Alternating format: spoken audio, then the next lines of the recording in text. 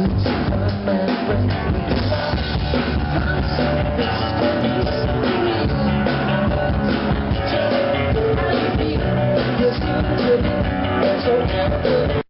name is Michael Rubino, and I'm one of your hosts. So we're starting off with tuna sashimi. The wine we have tonight is one of the original wine producers in the region that moved into the region called Innistrad. And they produce a fantastic wine. The first wine you had this evening was a Chardonnay.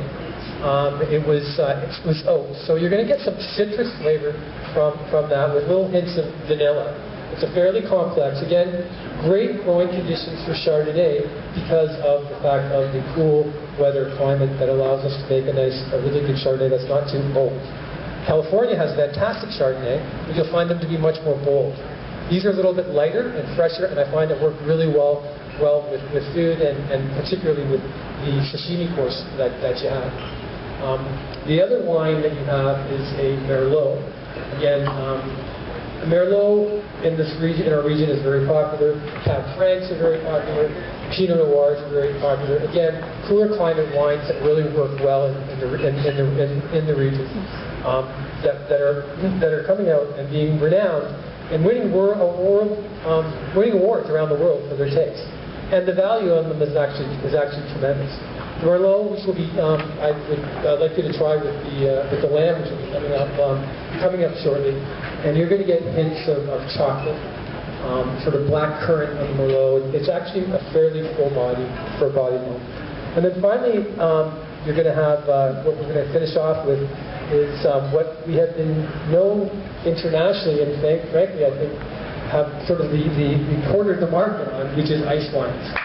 And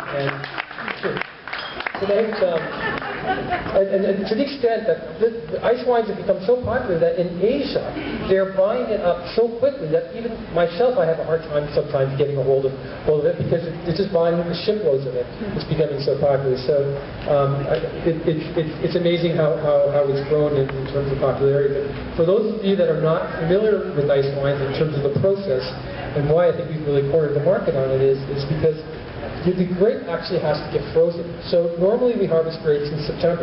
With the ice wines, we keep the grape on the vine right until January, February. What happens is a fungus attacks the grape and it actually sucks all the water right out of the grape. So it almost turns into sort of like a raisin. In which case, in January and February, and of course this doesn't happen every year, which is why it is such a unique or such a special process, because if it doesn't freeze, then they obviously end up with late harvest and not a nice wine. When it freezes, then they take the wine and then they press it and they get the juice. What happens is, because it's frozen, because it's been on the vine for such a long period of time, you get very small yields. And that's why it's actually very expensive. It's very expensive grape. The sad part is it's expensive. The good news is you don't need to drink much of it because it's a very sweet wine and it tastes really great even on its own and with dessert.